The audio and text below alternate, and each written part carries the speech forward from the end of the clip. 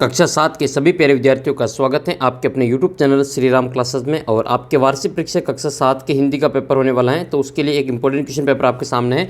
अगर आपके हिंदी का पेपर होना बाकी हो तो आप ये वीडियो शुरू से अंत तक देखना, और इसमें से खूब सारे प्रश्न आपकी परीक्षा में आपको देखने को मिलेंगे।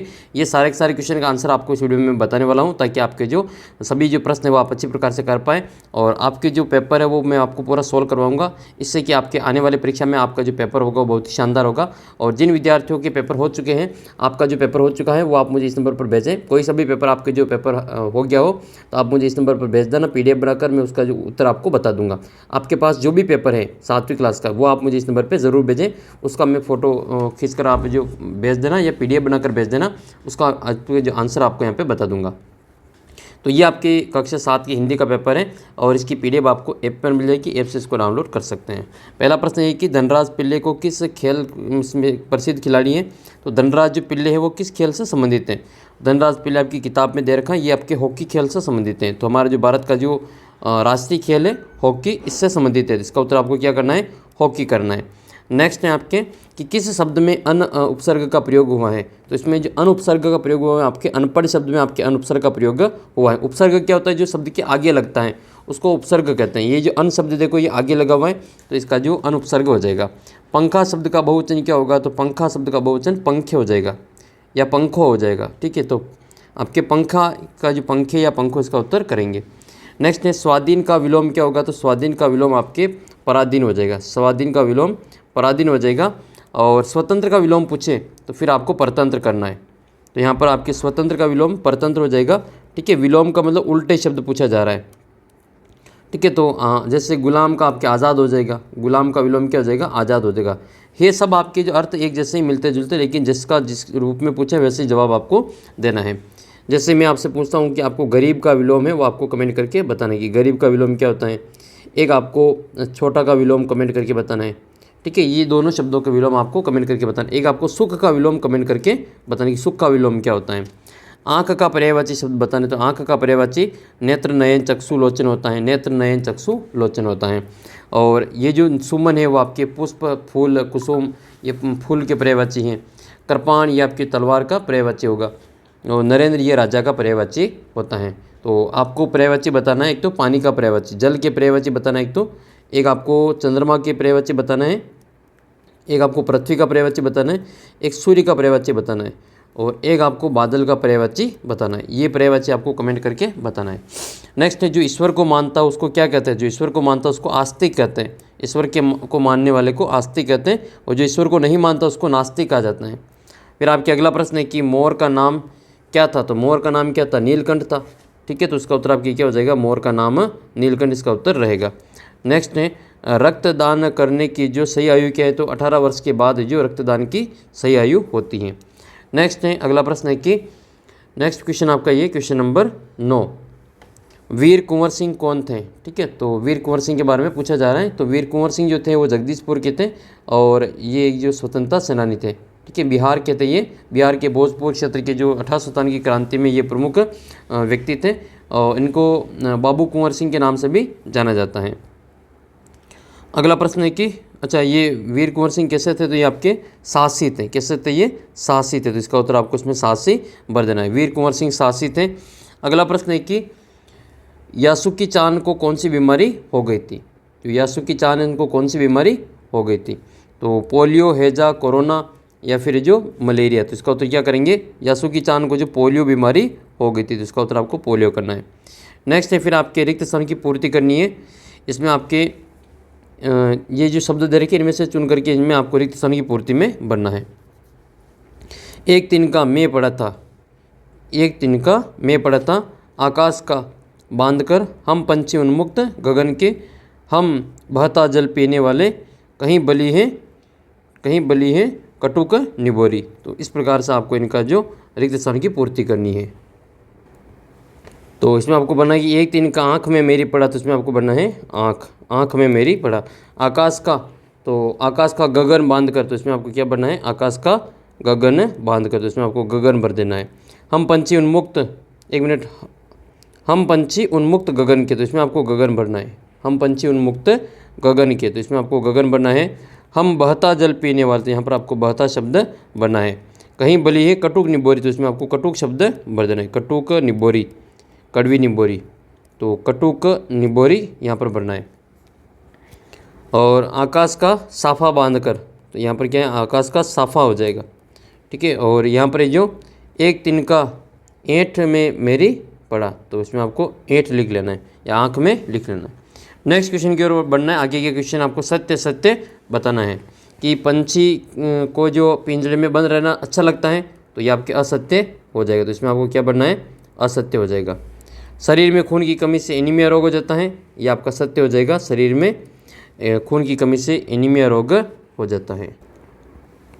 फिर आपके अगला प्रश्न है कि यासुकी चांद को तोतो चांद ने अपने पेड़ पर चढ़ा दिया था, तो ये आपके असत्य हो जाएगा, नहीं चढ़ाया था इन्होंने, असत्य हो जाएगा। नेक्स्ट है फिर आपके सामाजिक शब्द में एक प्रत्यय का प्रयोग हुआ है, तो ये इसमें सामाजिक में एक प्रत्यय है, ये आपके सत्य हो जाएगा।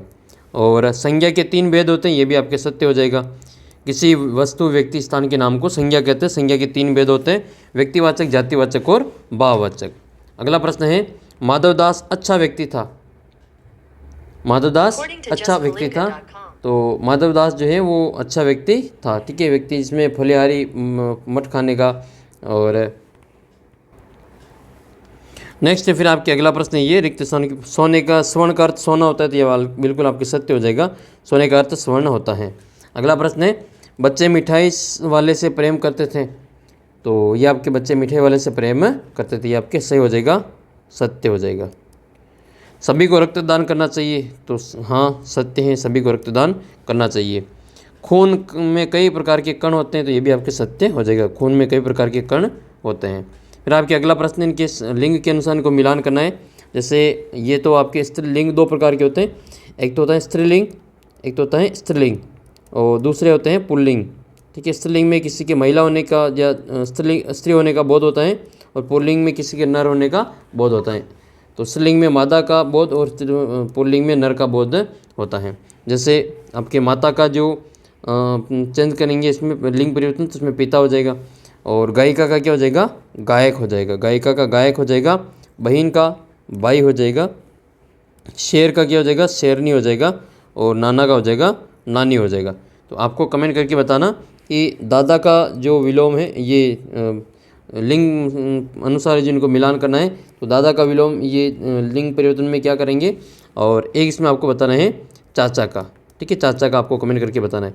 एक आपको गाय का बताना है, एक आपको घोड़ी का बताना है, ठीक है। घोड़ी का जो पुल्लिंग है वो क्या होगा, गाय का पुल्लिंग क्या होगा, दादा का पुल्लिंग क्या होगा, स्त्रीलिंग क्या होगा, और चाचा का स्त्रीलिंग क्या होगा, ये आपको कमेंट करके बताना है।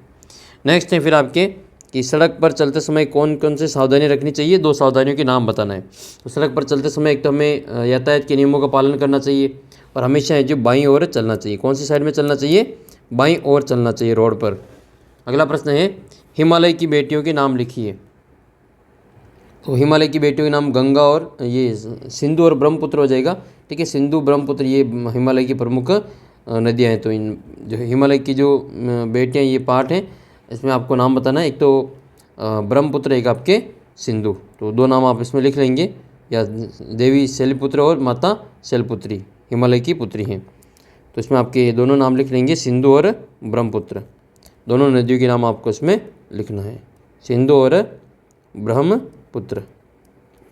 नेक्स्ट क्वेश्चन है क्वेश्चन नंबर 29 आपका कि मिठाई वाला कैसा व्यक्ति था, वह वस्तुएं बदल बदल कर क्यों बेचता था। तो मिठाई वाला एक बहुत ही ऐसा व्यक्ति था जो बच्चों से बहुत प्यार करता था और उनकी खुशियों में अपनी खुशी पाता था। और वह बच्चों के अपने खोए हुए जो बच्चों को अपनी और अपनी जो पत्नी की झलक देखता था, और इसलिए वह रुचियों के अनुसार जो अपने सामान बदल बदल के बेचा करता था। वह जो बच्चों की हर समय कुछ न कुछ नया और आकर्षक देने की कोशिश करता था। अगला प्रश्न है रक्त को भानुमति का पिटारा क्यों कहा जाता है। रक्त को भानुमति का पिटारा क्यों कहा जाता है। तो भानुमति का पिटारा इसलिए कहा जाता है क्योंकि बहुत सारी चीज़ें होती हैं, जैसे कि लाल रक्त कण, सफ़ेद रक्त कण, प्लेटलेट्स, प्लाज्मा, ये सभी है जो शरीर के विभिन्न कार्यों में मदद करती हैं। इसलिए जो भानुमति का जो पिटारा उसको कहा जाता है रक्त को। नेक्स्ट है मुहावरे का अर्थ बताना है। आंखें लाल होना, आंखें लाल होना मुहावरे का अर्थ बताना है। तो इसका अर्थ हो जाएगा गुस्से में होना, ठीक है। क्या होना, गुस्सा होना। आंखें लाल होने का मतलब गुस्से जिससे देखना है, गुस्सा होना। तो शत्रुओं को देखकर सैनिक की आंखें लाल हो गई, या उसकी बात सुनकर तो पिताजी की आंखें लाल हो गई। फिर आपके मात खाना मुहावरे का अर्थ बताना है। तो मात खाना मुहावरे का अर्थ क्या है? खेल में हार जाना या फिर पराजित होना, ये इसका उत्तर रहेगा। अब अगला प्रश्न है फिर आपके लिए है कि एक तो मुहावरे का अर्थ आपको बताना है कि 9-2-11 होना, 9-2-11 होना मुहावरे का अर्थ बताइए। ठीक है, 9-2-11 होना मुहावरे का अर्थ बताना है। एक आपके कमर कसना मुहावरे का अर्थ बताना है, कमर कसना ये मुहावरे का अर्थ बताना है। तो 9-2-11 होना कमर कसना मुहावरे का अर्थ बताना है। फिर आपके अगला प्रश्न है कि मोर मोरनी का जो नाम है, मोर मोरनी का नाम किस आधार पर रखा गया? तो मोर और मोरनी का नाम जो नीलकंठ और राधा रखा गया वो आपको उसमें बताना है कि मोर का नाम नीली गर्दन के कारण नीलकंठ रखा गया, और मोरनी हमेशा साथ रहती थी मोर के, इसलिए इसको राधा नाम रखा गया था। फिर आपको जो अपने टीसी का जो प्रमाण पत्र है उसके लिए जो टीसी का जो प्रधानाचार्य जी को टीसी के लिए क्या करना है? प्रार्थना पत्र लिखना है, या फिर अपने प्रधानाध्यापक जी को शुल्क मुक्ति के लिए प्रार्थना पत्र लिखना है। और एक आपको निबंध लिखना है इसमें, बेटी बचाओ बेटी पढ़ाओ या स्वच्छ भारत अभियान या कोरोना महामारी, इसके ऊपर किसी के ऊपर आपको अपना जो निबंध है वो लिखना है। तो टीसी के लिए प्रार्थना पत्र आपको इस प्रकार से लिखना है। ये टीसी आपके सामने है, टीसी का प्रार्थना पत्र। तो सबसे पहले लिखेंगे कि सेवा में श्रीमान प्रधानाध्यापक महोदय, राजकीय माध्यमिक विद्यालय गुमानपुरा कोटा, आप स्कूल का नाम लिखना है। विषय टीसी प्राप्त करने हेतु प्रार्थना पत्र। महोदय, निवेदन है कि मैंने आपके विद्यालय से जो 7वीं कक्षा उत्तीर्ण कर ली है, अब मैं जो 8वीं कक्षा में जो अन्य विद्यालय में पढ़ना चाहता हूँ, इसलिए मुझे टीसी की आवश्यकता है। अतः प्रार्थना है कि मुझे टीसी प्रदान करने की कृपा करें। आपका आज्ञाकारी शिष्य, नाम अपना यहाँ पे लिख लेना है। तो इस प्रकार से आपको अपना जो टीसी का प्रार्थना पत्र लिख, तो ऐसे आपको जो पूरा पेपर है वो हल करना है। उम्मीद करता हूँ कि आपका जो पेपर बहुत ही अच्छा होगा आपके, और भी मैं आपके हिंदी के पेपर अपलोड करूँगा, उनको आप ज़रूर देखना और ऐप को ज़रूर डाउनलोड करना है, क्योंकि आपके ऐप के अंदर जो मैं आपको पूरी तैयारी करवाने वाला हूँ। अगर आप जो 7वीं क्लास से पास होकर अब आप 8वीं क्लास में आ जाएंगे, तो 8वीं क्लास में एक परीक्षा होती है NMMS की परीक्षा। किसकी परीक्षा होती है? NMMS की परीक्षा। और इस परीक्षा में जो विद्यार्थी पास होता है उसको 48,000 रुपये मिलते हैं। तो आपका भी सपना है 48,000 रुपये लेने का, तो चैनल को सब्सक्राइब कर लेना। और जो विद्यार्थी 8वीं क्लास में जो टॉप मेरिट में आते हैं उनको टैबलेट भी मिलता है। अब आप जो 8वीं क्लास में आ जाएंगे, ये वार्षिक परीक्षा हो जाएगी उसके बाद में, तो आपको 8वीं की तैयारी पूरी करनी है। और 8वीं में आप नवोदय की परीक्षा भी दे सकते हैं। जो जिन भी बच्चों को नवोदय का पेपर भी देना है तो उनकी तैयारी में आपको पूरी करवाऊंगा। चैनल को सब्सक्राइब कर लेना, अपना व्हाट्सअप ग्रुप ज्वाइन कर लेना और ऐप को डाउनलोड कर लेना। प्ले स्टोर पर ऐप उपलब्ध है, इसको डाउनलोड कर लेना। यहाँ पर आप टेस्ट भी दे सकते हैं। तो व्हाट्सअप ग्रुप जरूर ज्वाइन कर लेना, क्योंकि वहाँ पर आपको सभी प्रश्नों के उत्तर आपको और भी पेपर के रूप में मिल जाएंगे। मिलते हैं आपको अगले वीडियो में, तब तक जय हिंद जय भारत।